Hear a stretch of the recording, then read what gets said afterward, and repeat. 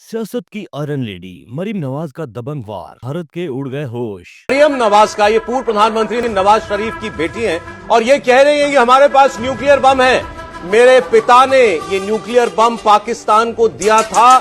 दुश्मन हम पर हमला करने से पहले 10 बार सोचेगा। भारतीय मीडिया में आजकल चीखों पुकार मची हुई है। क्यों? क्योंकि एक बाहिम्मत, बावकार और बेबाक आवाज ने उनके हवास बाख्ता कर दिए हैं। जी हाँ, हम बात कर रहे हैं पंजाब की पहली खातून वज़ीर आला मरीम नवाज शरीफ की। वही मरियम जो साबिक वज़ीर नवाज शरीफ की बेटी हैं और अब दुश्मन को आंखों में आंखें डालकर जवाब दे रही हैं। भारतीय चैनल्स पर इस वक्त एक ही जुमला गूंज रहा है, वो हमें धमका रही है, वो हमें एटमी ताकत याद दिला रही है। फजल से पाकिस्तान आज एक एटमी कुव्वत है। पाकिस्तान के पास एटम बम है।